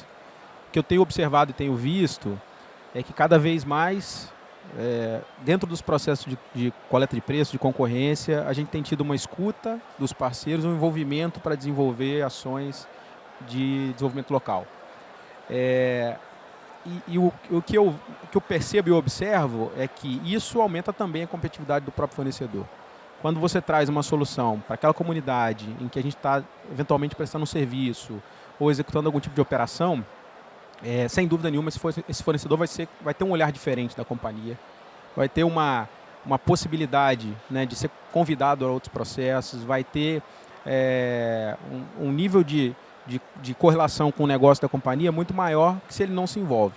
Tem um outro elemento super importante, que é, à medida que eu atuo no desenvolvimento local, eu estou formando mão de obra mais qualificada, eu estou dando oportunidade para as pessoas daquela comunidade de, eventualmente, num novo projeto, poderem participar desse investimento e dessa operação. Então, acho que tem 2 caminhos importantes, né? Primeiro, exercitar o nosso papel social e de impacto comunidade, não só ficar naquela falácia de eu gero emprego, eu gero renda e está tudo bem. Não está tudo bem. Se a gente gera algum impacto e se a gente está inserido naquela comunidade, a gente tem por obrigação de juntos caminhar para desenvolvimento local e fazer juntos ações que permitam que as comunidades se desenvolvam. E o segundo aspecto é, além de desenvolver a mão de obra local, eu posso sim ser visto de maneira diferenciada, e a gente tem exercitado muito isso na companhia, nos processos de coleta de preço, nas oportunidades que são dadas. Então, acho que esse é um primeiro ponto em relação ao que você trouxe. O segundo ponto, do ponto de vista de tecnologia, o que a gente tem percebido é também um engajamento cada vez maior. E no Espírito Santo em especial, né, a gente vê uma série de empresas que já estão inseridos no ecossistema local e se aproveitando do ambiente que foi criado aqui. O que eu percebo também em termos de evolução e que eu acho que a gente pode intensificar, né, Falcão, Durval, são as trocas. São as oportunidades que a gente tem de identificar num determinado fornecedor algo inovador, uma solução que não foi pensada ainda, usando ali o ecossistema local com as startups para que isso ganhe amplitude, para que a gente ganhe abrangência. E um outro aspecto super importante é que a gente tem buscado cada vez mais fornecedores que nos tragam soluções alternativas. Acho que você trouxe muito bem, né? Assim, a gente não tem as respostas muitas vezes, a gente não conhece daquele serviço, daquela atividade tão bem quanto vocês conhecem. Então, trazer soluções alternativas que envolvam tecnologia, para a gente brilha os olhos, porque traz mais competitividade, traz mais segurança.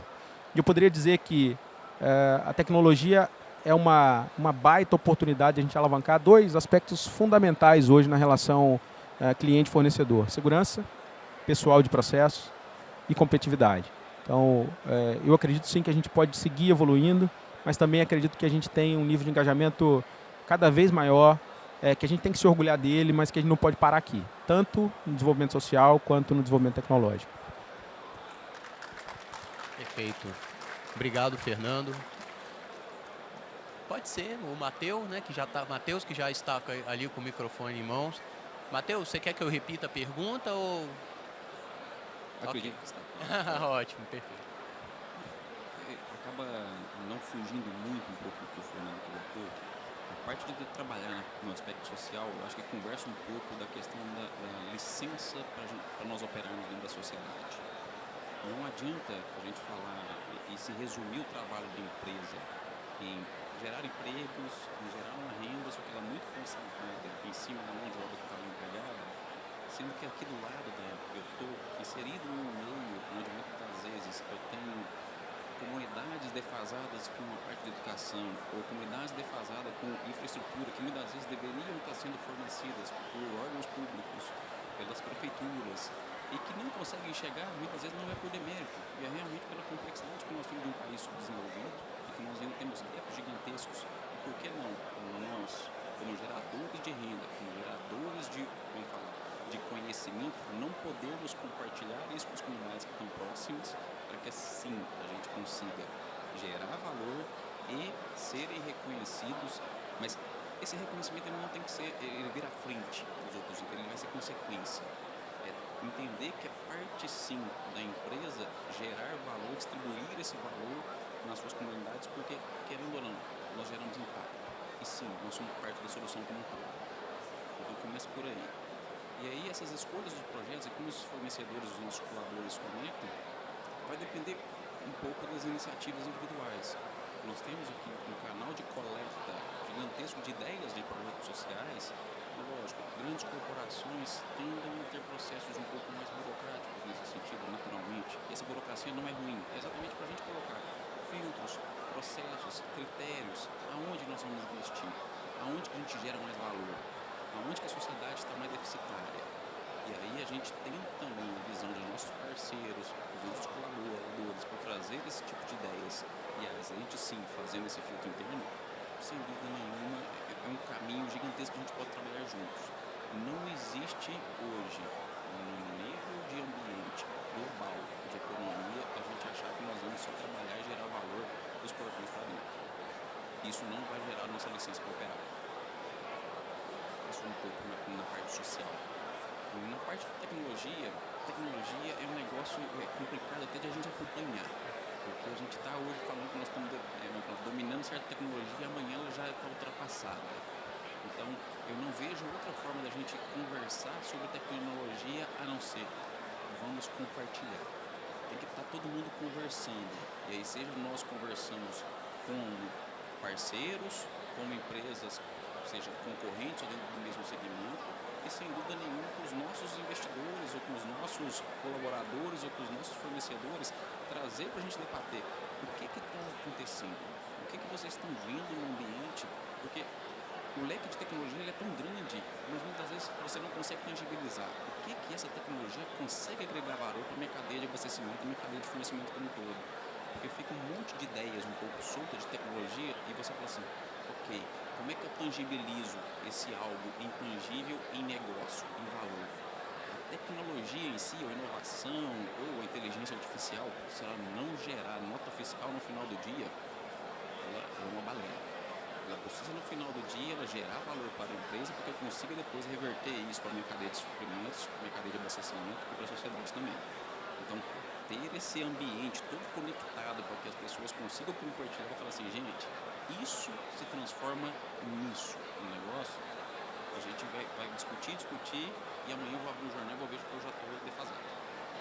Perfeito. Muito obrigado, Matheus. Passar a palavra, então, para a Ilana. Bom, não vou repetir tudo que já foi dito, porque eu concordo. É só adicionar que quando a gente trabalha nas comunidades onde a gente atua, né, no desenvolvimento de pessoas e empresas, além de gerar mais força de trabalho, não só para a nossa empresa, mas para os nossos fornecedores também, a gente gera melhores fornecedores para os nossos fornecedores. Então, a gente contribui para toda a cadeia para que a gente consiga atingir o nosso objetivo, que é melhorar a cadeia como um todo, seja em aspectos ambientais, sociais e etc. E com relação à inovação, fiquem de olho aí nos laboratórios, né? O Fins Lab tem um trabalho muito bacana, porque como a gente não tem respostas, a gente vai lá com o problema, né? Então, muitas vezes, vocês trazem as respostas e é um processo muito mais dinâmico do que um processo de desenvolvimento tradicional dentro das nossas empresas. Então, acho que também é uma forma de vocês trazerem essas tecnologias, essas novas formas de verem o problema para as nossas empresas. Obrigado, Ilana. Bom, ficou difícil, né? Fiquei por último. Então, vamos lá. Posso fazer outra pergunta? Quanto à primeira pergunta, automaticamente quando a gente segue práticas de ESG dentro do contexto de obrigações e contratações a longo prazo, a gente tem que, além de fomentar, acompanhar os nossos fornecedores no desenvolvimento local. Especificamente na empresa, a gente tem um controle interno, onde que dentro da qualificação e avaliação dos nossos fornecedores, existe uma forma da gente quantificar e premiar nossos fornecedores que estão com ação local, ou ações locais, ou ações de desenvolvimento socioambientais. Esse é o primeiro ponto. Quanto à questão de tecnologia, eu acho que a gente pode dar um passo atrás. Automaticamente o desenvolvimento local, quer seja por uma grande empresa, quer seja por um parceiro que está prestando um serviço e contribuindo para a sociedade, você vai facilitar o acesso à informação. Você vai contribuir para o crescimento, qualificação educacional daquele público. Então, de forma automática, você vai potencializar a utilização da tecnologia correta, visando a competitividade do fornecedor, a competitividade da grande empresa que está fazendo parte do contexto e mantendo o negócio sustentável. Acredito que, com poucas palavras, eu consigo resumir. O time falou de forma bem completa, mas a gente vê isso no dia a dia. Nosso negócio tem um cunho florestal onde a diferença entre as realidades, entre as famílias, entre a comunidade é muito grande. E toda vez que a gente consegue emplacar, e tem vários programas, no nosso relatório de sustentabilidade, a gente consegue ter toda a relação, caso alguém queira ter acesso, isso traz um retorno muito grande. A gente ainda não, pensando agora, a gente não conseguiu, pelo menos eu não tenho essa informação, se eu consigo quantificar o quanto a implantação de programas de desenvolvimento local contribui para que a mão de obra local, ou pelo menos o desenvolvimento local financeiro, possa ser quantificado. Com certeza tem uma correlação, porque mão de obra, principalmente uma prestação de serviço, onde majoritariamente o nosso maior custo em OPEX, é o ponto principal. Perfeito, muito obrigado. Bom, para finalizar, gostaria de dizer que o ESG não é apenas uma obrigação, cria oportunidades, e gostaria de dizer que eu tenho muita atenção ao S, ao social, que é um fator aí de inserção, né, das diferenças, e é algo que traz resultado tanto na questão econômica quanto na questão, né, geral do negócio. Obrigado, gente. Agradecemos muitíssimo, Rafael. Pedimos que, por gentileza, todos permaneçam aqui na arena, os senhores inclusive, para participar da premiação dos fornecedores destaques dos setores da mineração, siderurgia, papel e celulose.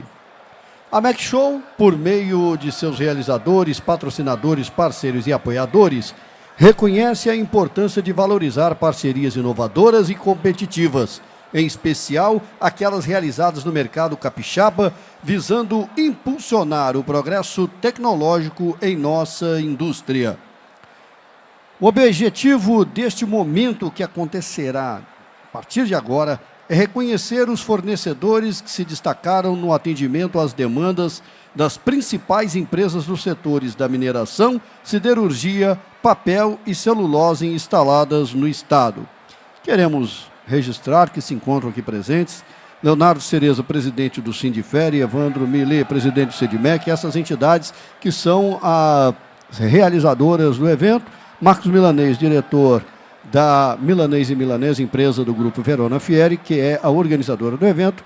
Durval Vieira de Freitas, coordenador técnico do evento, além, claro, do Antônio Falcão, que é o presidente da Câmara Setorial da Indústria de Base da Findes e coordenador do GT, PDF, Programa de Fornecedores do Espírito Santo. Senhoras e senhores, tenho a honra de convidar aqui para conduzir este momento o diretor da Milanês e Milanese, Marcos Milanês.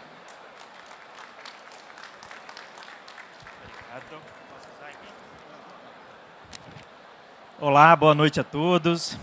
Hoje é um dia muito especial para a McShow, junto com o Sindifer, CDMEC, entidade promotora da feira, e o PDF, vamos reconhecer aqui as empresas que estão se destacando no setor industrial do Espírito Santo. Cada uma das empresas homenageadas aqui hoje tem contribuído de forma significativa com o crescimento do setor industrial do Espírito Santo. E isso é o momento nosso agora de celebrar esse reconhecimento. Então, eu desejo que esse evento agora que a gente vai fazer seja uma oportunidade de fortalecer ainda mais os laços entre as grandes empresas e seus fornecedores. E para dar início às homenagens, eu convido aqui Antônio Falcão, presidente da Câmara da Indústria de Base e Construção da Findes, para conduzir esse momento. Obrigado, Marquinhos. Para nós é uma satisfação muito grande encerrar a McShow homenageando o objetivo nosso todo, que é desenvolver fornecedores. E fornecedores esses que, no nosso diagnóstico bianual, passaram de faturamento. A nossa Câmara de Base, nós agregamos 150 empresas do setor que são fornecedoras de vocês, que nesses últimos 2 anos saltaram de um faturamento de 7 bilhões para 12 bilhões. Então, é um momento também, não só de homenagear a cada um deles, mas esse faturamento, grande parte, foi devido a vocês, a nossa gratidão imensa. Eu vou copiar o Fernando e o Durval de vez em quando, porque assim, eu como presidente, todo mundo me conhece como diretor do Sindifer e presidente da Câmara de Base. Como pessoa, eu sou Antônio Falcão, eu sou casado com Raquel Vargas, tenho 2 filhos, André e Vitor, e há 13 dias atrás eu fui promovido a avô sendo avô da pequena Liz Falcão de Falcão Sattler. É muito legal. Então, assim, gente, como é o encerramento, eu vou só quebrar um pouquinho o protocolo e convidar os nossos dois promotores, o Léo e o Evandro, o Léo do Sindifé e o Evandro do Coisa, para dar uma palavrinha de encerramento da feira a vocês, antes das homenagens. Por favor, Léo e Evandro.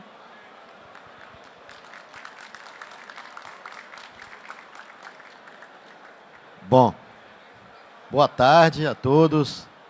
Muito feliz de estar aqui com vocês aqui. A feira, esse ano, vocês presenciaram, tá? As pessoas só fazem elogios, né? Tá muito boa a feira.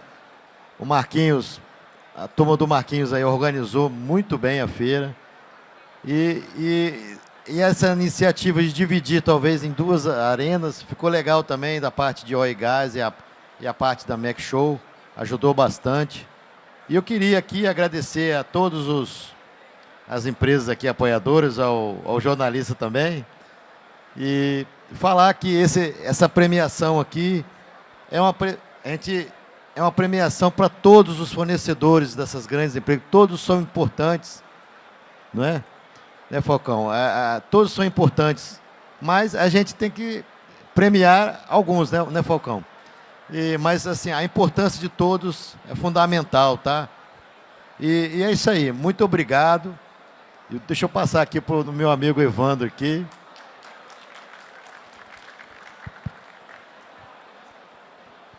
Bom, rapidamente aqui, ó, uma boa noite já. Quer dizer, é uma honra e a satisfação poder participar dessa premiação, né? A gente sabe que as grandes empresas aqui, todas elas, a partir de alguns anos, abriram seus desafios e seus problemas para a grande rede de fornecedores aqui do Estado. E do Estado e fora do Estado, né? Usando o FIDSLab, usando uma instituição como essa ou outras instituições daqui.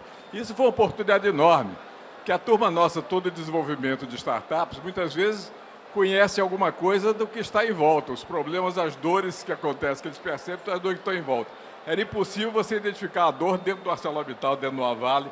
Na hora que elas se abrem, há uma oportunidade enorme para as empresas poderem perceber e criar novas soluções. Então, esse papel das grandes empresas tem sido fundamental. As grandes, acho que a Vix Logística também, a Águia Branca tem seu lab lá que fazendo coisas fantásticas também. E eu acho que é importante isso. Então, a premiação vem reconhecer esse papel. Então, eu gosto muito a ideia de que essa feira até ela mudou de nome, já é uma feira de inovação industrial. Isso aí reflete não só os painéis que houve aqui, como também os estandes todos mostrando que esse assunto de inovação passou a ser um tema altamente relevante aqui para todos nós, do setor de metal mecânico. Então, meus parabéns aos homenageados e vamos seguir. Falcão, obrigado. Obrigado, Evandro. Obrigado. É emocionante, né, pessoal? Acho que é muito, muito bacana a gente celebrar esse momento, nós do setor metal mecânico celebrarmos esse momento. E para dar início à premiação, premiação nem digo premiação, eu digo reconhecimento, seria a palavra mais adequada, né? Vamos começar agora pela ArcelorMittal. O Matheus Costa já está aqui no palco. Eu convido também a senhora Fabiola Mendes, para entregar o prêmio do fornecedor escolhido por eles, a empresa Intelliway Tecnologia.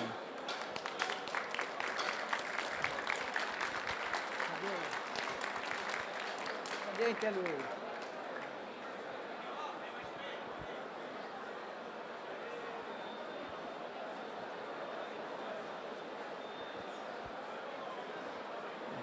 Eu convido o Carlos aqui a dar uma palavrinha para nós. Carlos, conta para nós em 1 minuto, mais ou menos, o que vocês fazem, como começou a empresa de vocês. É muito importante a premiação que vocês estão levando hoje. Com certeza, é uma premiação que nos deixa bastante orgulhosos. A Intelliway é uma empresa que atua no mercado não só do Espírito Santo, mas em todo o Brasil e também em alguns países fora do Brasil. A gente trabalha com 2 grandes frentes. Uma é a inteligência artificial. Nós desenvolvemos soluções com inteligência artificial e esse foi um dos motivos pelo qual a gente recebeu esse prêmio, acredito eu, pela Arcelor, né? E a gente também trabalha com uma outra grande frente chamada cibersegurança. Então, nosso objetivo aí é ajudar as empresas a tornar os negócios das empresas mais inteligentes e mais seguros. E eu queria agradecer essa premiação, que para a gente é muito importante, é o reconhecimento de um trabalho bastante árduo e que a gente tem investido bastante como uma empresa capixaba. Parabéns, Carlos. Daqui a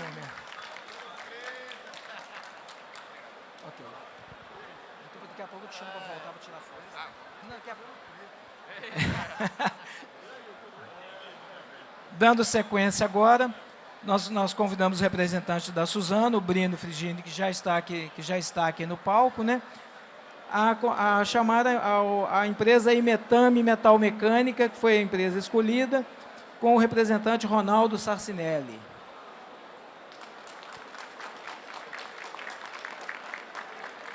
Cadê o troféu para ele?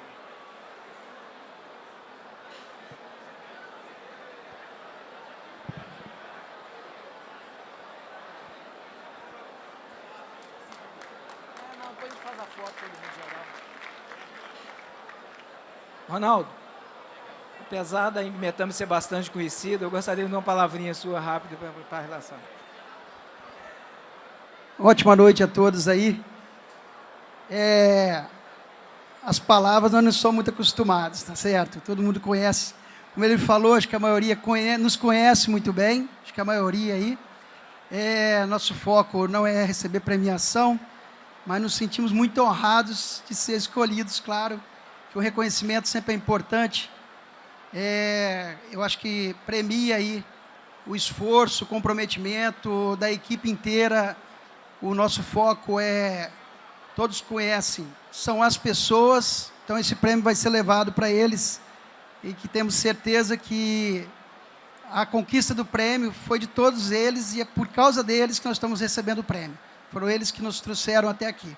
Temos alguns representantes aqui, o Jefferson e o Gustavo, que contribuem e vamos levar isso para a empresa inteira. Então é uma honra, a gente fica agradecido com isso. O nosso foco, acredito por ser escolhido como fornecedores, o tempo todo nós focamos em deixar o cliente muito satisfeito. Não é pouco satisfeito, é muito satisfeito. Mais que nós ainda. Okay? Então, a gente agradece muito. Agradecido a todos aí. Parabéns, Ronaldo. Daqui a pouco a gente chama de volta. Na sequência agora, convido os representantes da Samarco, a Ilana Vilela, nossa parceira de todos os anos, todos sempre, aliás, né? Sempre presente nos nossos eventos, e mais o senhor Rodrigo Abreu, para entregar o prêmio à empresa VIX Logística, na pessoa do senhor Igor Eudes Paula de Paiva.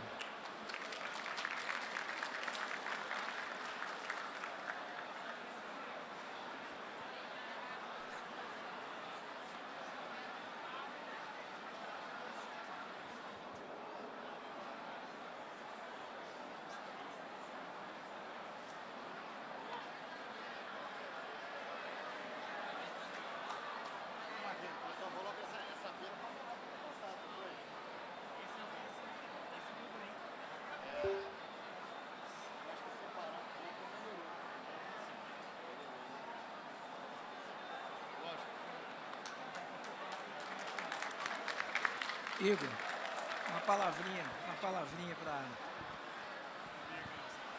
Boa noite. Me sinto muito honrado de estar aqui representando a diretoria da VIX.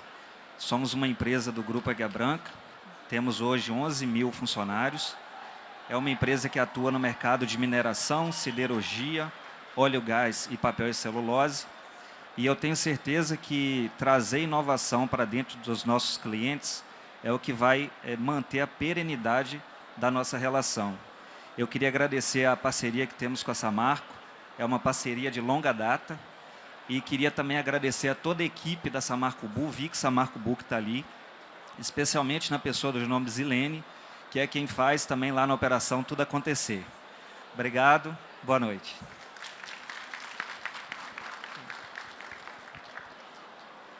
Bem, senhores, agora então chegamos a Vale, na pessoa do Fernando Alcântara, outra pessoa também extremamente presente no nosso dia a dia, um parceiro já de agora, já posso dizer até de longa data, apesar do tempo que ele está no cargo, que apoia aqui a Câmara de Base, a entregar a reconhecimento à empresa Mogai, do nosso amigo Franco Machado.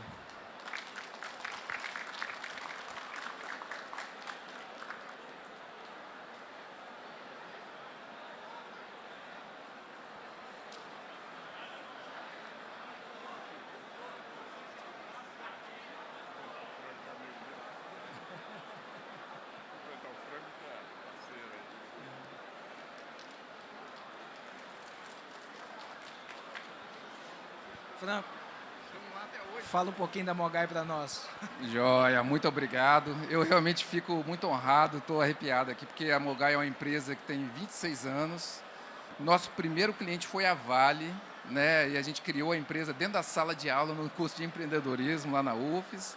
Levamos para a Vale deu essa oportunidade para a gente está lá até hoje. O projeto era o CCO, Fernando está lembrando aqui, o Centro de Operação Ferroviária. E a gente mantém esse sistema até hoje, há 26 anos. Hoje ele controla a circulação de trens nos pátios, na ferrovia. E a Vale é uma empresa dura, cobra, tem que atender bem. Mas é verdade, paga também, né? Claro, e é justa, né? As pessoas prezam pela justiça. E quem atende a Vale atende qualquer outra empresa também, né? Então isso foi uma escola para a gente agradece muito a Vale. Hoje a gente atende a Suzano, a gente atende a ArcelorMittal. Falta só a Samarco ainda. Vou fazer um contato lá, já foi na rodada de negócio lá com a Samarco. Então a gente está muito agradecido, muito honrado. Para nós assim, é uma honra e esse troféu aqui vai ficar em lugar de destaque lá na Mogai. Muito obrigado. Franco, eu convido você já a permanecer ao palco. Vou chamar também o Durval Vieira, o nosso guru, idealizador e mantenedor, consultor, organizador de tudo aqui nessa feira. Durval, por favor, vamos fazer uma foto coletiva com todos os homenageados e os palestrantes. Muito obrigado, Fernando, muito obrigado, Breno, muito obrigado, Ailana e muito obrigado, Matheus. Você é top, meu filho.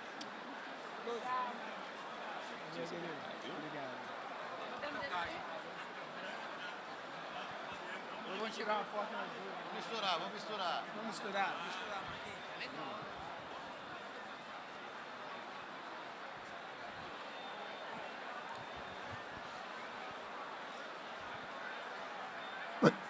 Pois bem, amigos, com essa foto oficial dos nossos homenageados e as empresas parceiras, empresas que são destaques da economia do Espírito Santo, nós vamos encerrando as atividades da Arena Mac Show. Aproveitem ainda os momentos finais da nossa feira e esperamos revê-los na próxima edição da Mac Show, a 18ª Mac Show. Pela atenção, nosso muito obrigado. Tenham boa noite.